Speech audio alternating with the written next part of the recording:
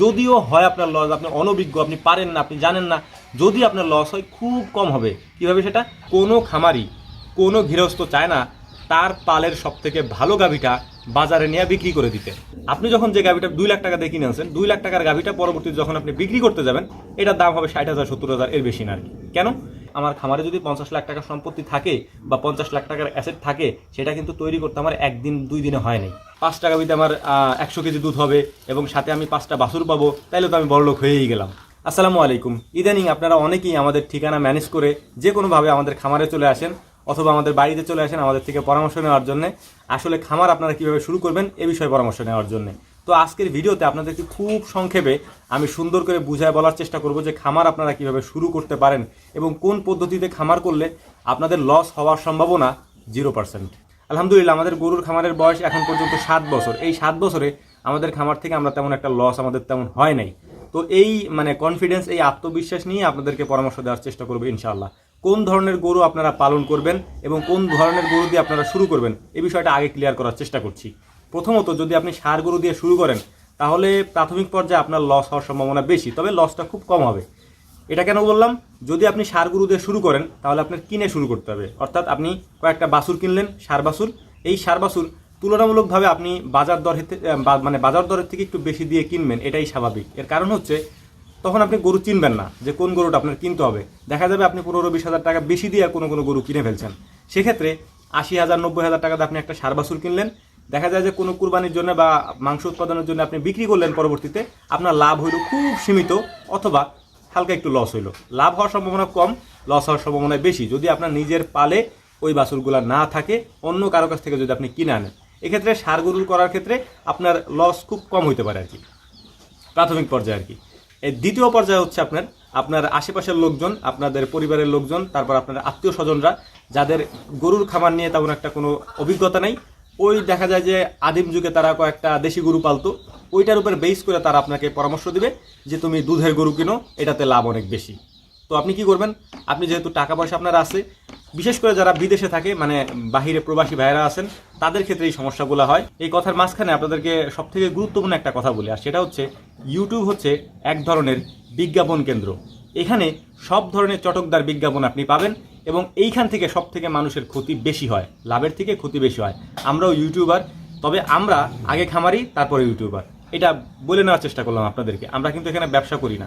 তো যাই হোক, এর পরবর্তীতে আপনি ইউটিউবে দেখবেন, বিভিন্ন জায়গায় দেখবেন যে হ্যাঁ আমার পরিবারের লোকজন তো ভালোই বলছে আমারে, তো আমি কয়েকটা গাভী কিনি। ধরেন আপনার 10 লাখ টাকা আছে, আপনি 5টা গাভী কিনে ফেললেন, 2 লাখ টাকা করে এক একটা করে কিনে ফেললেন। কিন্তু এই গাভীগুলি আপনি যখন কিনবেন তখন আপনার এই গাভীগুলি সম্পর্কে তেমন কোনো আইডিয়া থাকবে না। হ্যাঁ, আপনি দেখবেন যে অমুক গরুতে 20 কেজি দুধ হয়, 2 বেলা আপনার 25 কেজি পাবেন, সাথে একটা বাচ্চা আছে। আপনি চিন্তা করবেন একটা গাভীতে যদি 20 কেজি দুধ হয় তাহলে 5টা গাভীতে আমার 100 কেজি দুধ হবে এবং সাথে আমি 5টা বাছুর পাবো, তাইলে তো আমি বড়লোক হয়েই গেলাম, তাই না? এইটা যখন আপনি করবেন তখন ওই গাভীগুলোকে আপনি চটকদার বিজ্ঞাপনের মাধ্যমে কিনে আনবেন। কিনে আনার পরে তারপরে আপনি 6 মাস যাওয়ার পরে দেখবেন কোনো গরুতে দুধ হইতেছে 5 কেজি, কোনোটা হইতেছে 4 কেজি, বাছুর একটা ন্যাংরা হয়ে যেতেছে, শুকাই যাইতেছে। এমতো অবস্থায় আপনি তখন হতাশ হয়ে যাবেন, আপনার খামার তখন বন্ধ করে দেওয়া লাগবে এবং এখানে আপনার লস হবে প্রায়, ধরেন 10 লাখ টাকাতে আপনি শুরু করছেন, সেখানে আপনার গরু বিক্রি করতে পারবেন আপনি 3 লাখ টাকা, 7 লাখ টাকায় আপনার লস। এটা কেমনে? আপনি যখন যে গাভীটা 2 লাখ টাকা দিয়ে কিনে আনছেন, 2 লাখ টাকার গাভীটা পরবর্তীতে যখন আপনি বিক্রি করতে যাবেন, এটার দাম হবে 60,000 70,000, এর বেশি না আর কি। কেন এই দামটা হবে? এই কারণেই তখন আপনি এটাকে আপনার কসাইয়ের কাছে বিক্রি করতে হবে। অতএব মাংসের দামে বিক্রি করতে হবে, গোস্তের দামে আর কি। ওর শরীরে গোস্ত যতটুকু থাকবে ততদিন পর্যন্ত ওর শুকাই যাবে আর কি, কারণ বাচ্চা দেওয়ার পরে এমনি আস্তে আস্তে গাভী শুকাই যাবে, গাভীর দেখতে অতটা ভালো দেখা যাবে না। আপনি 60-70 হাজার টাকা বিক্রি করতে পারেন। ওই যে কত আপনি কিনে আনছিলেন হচ্ছে ধরেন 2 লাখ টাকা দিয়ে। এর পরবর্তীতে যে বাছুরটা থাকবে ওটার দাম 35,000 টাকা সর্বোচ্চ যাইতে পারে। তো এভারেজে আপনি প্রত্যেকটা গাভী থেকেই প্রায় 1 লাখ টাকা লস করবেন। এটা হচ্ছে দ্বিতীয় পরামর্শ, আপনাদের যা হইতে পারে আর কি। তবে আপনি কি করবেন এখন ওখানে নাকি জিজ্ঞেস করতে হবে তাহলে আমরা কি করব।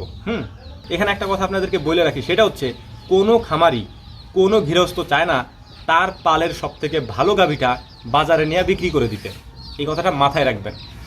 আমার খামারে যদি 10টা গরু থাকে, আমি চিন্তা করব বিক্রি করার সময় সব থেকে খারাপ বাজে যে গরুটা আছে সেই গরুটাকে বিক্রি করে দেওয়ার জন্য, যদি আমি টাকার জন্য বিক্রি করি আর কি কখনো। তাহলে দেখা যাবে যে আমি বাঁচতে থাকবো, মানে বাঁচবো আর কি, যে কোন গরুটা বিক্রি করা যায়, এটা বিক্রি করবো, ওইটা বিক্রি করবো না ওইটা বিক্রি করবো। তখন আমার মাথার ভিতরে আসবে এখানে কোনটা সব থেকে বেশি সমস্যা করতেছে, লাইথায় কোনটায়, তারপরে দুধ কম দিতেছে কোনটায়, কোনটা একটু রুগা পাতলা, সেগুলো আমি বিক্রি করে দেবো। ম্যাক্সিমাম ক্ষেত্রেই যে মানে হাটের থেকে যে গরুগুলা কিনা হয় এগুলো হচ্ছে বিভিন্ন খামারের রিজেক্ট গরু, 3-4 বিএন দেওয়া হয়ে গেছে। এরপরে ওই যে শিংগুলো আছে না, মাথার শিংগুলো, আমাদের এগুলো যদিও বক না, মাথার শিংগুলাকে কেটে এরপরে সাইজ করা হয় সুন্দর করে। আপনি যেহেতু গরু চিনেন না, আপনি বুঝতে পারবেন না যে এটা আসলে কোন গরু আর কি। তো যাই হোক, এইটা হচ্ছে দ্বিতীয় স্টেপ, মানে ষাঁড় গরু সরি আপনার গাভী গরু পালার ক্ষেত্রে আর কি। তো আপনি কি করবেন এই ক্ষেত্রে? আপনাদেরকে পরামর্শ দিব, দেখেন গরুর খামার এটা কোনো ছোটখাটো বিষয় না, এখানে ইনভেস্টটা অনেক বেশি। এটা মুরগির খামার না, ছাগলের খামার না, বা যেখানে আপনি অল্প টাকা ইনভেস্ট করলেন আপনার অনেক টাকা ইনকাম হয়ে গেল আর কি। বিষয়টা কিন্তু এরকম না, এখানে কিন্তু সময় দিতে হবে আপনার। সময়টা কীরকম? একটা জিনিস আমি আপনাদেরকে বলি, ধরেন আমি যদি খামারটা শুরু করি সেক্ষেত্রে আমার 10 লাখ টাকা দিয়ে শুরু করতে হবে। বর্তমান বাজারে ভাই 10 লাখ টাকা কিন্তু বাড়ির কাছে না। হ্যাঁ, আমার যদি এখানে আমার খামারে যদি 50 লাখ টাকার সম্পত্তি থাকে বা 50 লাখ টাকার অ্যাসেট থাকে, সেটা কিন্তু তৈরি করতে আমার 1 দিন 2 দিনে হয় নাই। এটা তৈরি করতে কিন্তু আমার 7 বছরের মতো সময় লাগছে। তো একটা জিনিস, আপনি আজকে খামার করলেন, আজকে এটা থেকে আপনি বেনিফিট চাইতেছেন, এটা কিন্তু ভাই ভুল ধারণা। খামার করতে হলে ধৈর্য ধারণ করতে হবে, এবং সবথেকে গুরুত্বপূর্ণ আপনি কিভাবে শুরু করবেন? শুরু করবেন বকনা দিয়ে, হাই পার্সেন্টেজের বকনা দিয়ে আপনি শুরু করবেন। বকনা দিয়ে যদি আপনি শুরু করেন সেক্ষেত্রে আপনার লস খুবই কম হবে। যদিও হয় আপনার লস, আপনি অনভিজ্ঞ, আপনি পারেন না, আপনি জানেন না, যদি আপনার লস হয় খুব কম হবে। কিভাবে সেটা? ধরেন আপনি হাই পার্সেন্টেজের কয়েকটা বকনা কিনে নিয়ে আসলেন, হ্যাঁ, 80,000 90,000 এরকম ভালো পার্সেন্টেজের বকনা আপনি এর নিচে পাবেন না। এই বকনাগুলো আনার পরে এই বকনাগুলোকে আপনি 3 মাসের একটা টার্গেটের মধ্যে নিয়ে আসবেন, যে 3 মাস 4 মাস খাওয়ানোর পরে বা এরপরে এরা হিটে আসবে, বা একে আমরা হিটে আনতে হবে। হ্যাঁ, যে কোনো পদ্ধতিতে বা যে কোনো উপায় হিটে আনতে হবে। আপনার মাথার মধ্যে এই জিনিসটা কাজ করবে। কিন্তু যখন আপনি একটা গাভী কিনে আনবেন তখন আপনার মাথার মধ্যে এই জিনিসটা থাকবে না, যে 3 মাস পর ও কেমনে প্রেগনেন্ট হবে, এই চিন্তাগুলো আপনার মাথায় থাকবে না, তখনই আপনি লস করবেন। তো যে কথা বলতেছিলাম, বকনা আপনি এই কারণে কিনবেন, বকনা কেনার পরে ধরেন আপনি 6 মাস পাললেন, 6 মাস পালার পরে যে বকনা আপনি 80,000 90,000 টাকাতে কিনছেন, দেখা যাবে যে 6 মাস পরে ভালো মানে খাবার পাইলে ও একটু বড় হয়ে যাবে। তখন আপনি বিক্রি করতে গেলেও ওই দামে বিক্রি করতে পারবেন, বা আপনার আরও 10-5 হাজার টাকা লাভে বিক্রি করতে পারবেন। সেক্ষেত্রে আপনার তেমন একটা লস হবে না আর কি। আর যদি আল্লাহ যদি রহম করে, যদি টাইম মতো হিটে চলে আসে আর কি, আমাদের এই বকনাগুলো দেখেন, আমাদের খামার কিন্তু এখন আস্তে আস্তে পুরানো হয়ে যাচ্ছে আর কি। নতুন তো আমরা ছিলাম একসময় 3-4 বছর নতুন ছিলাম, আর পরের 2-3 বছরে আমরা কিন্তু পুরানো হয়ে গেছি। এই যে এই বকনাটা বাচ্চা দিছে আর কি, হ্যাঁ, হাই পার্সেন্টেজের, এবং হাই পার্সেন্টেজের দুধ দেয়ও। এবং এই পাশে যেটা দেখতেছেন, এই যে এটা আজকে কালকের মধ্যে মানে বাচ্চা দিয়ে দিবে, মানে সম্ভবত আজকে কালকের মধ্যে দিয়ে দিবে ইনশাআল্লাহ। এবং ওই পাশে আরেকটা বাচ্চা দিছে। ম্যাক্সিমাম গরুগুলোই আমাদের হচ্ছে বকনা থেকে গাভী হয়েছে আর কি। এক্ষেত্রে আমাদের কিন্তু হাই পার্সেন্টেজের দেওয়া, যে কারণে দুধের প্রোডাকশন বেশি, এবং এইগুলো আমরা দীর্ঘদিন পর্যন্ত মিনিমাম আরও 6-7 বছর পর্যন্ত পালতে পারবো। এই 6-7 বছরে আমাদের যে আরও প্রোডাকশন হবে, আরও বাছুর হবে, সেই বাছুরগুলো দিয়ে আমরা আমাদের খামার বা ফার্ম আরও বড় করে ফেলতে পারবো ইনশাআল্লাহ। তো এই বিষয়গুলো মাথায় রাখার চেষ্টা করবেন। এই বিষয়গুলো আপনি যদি জানেন যে আপনি কীভাবে শুরু করবেন, কী দিয়ে শুরু করবেন, তাইলে আমার যতটুকু ধারণা, বিদেশে যারা থাকেন, প্রবাসে যারা থাকেন, তারা লস করবেন না ইনশাআল্লাহ।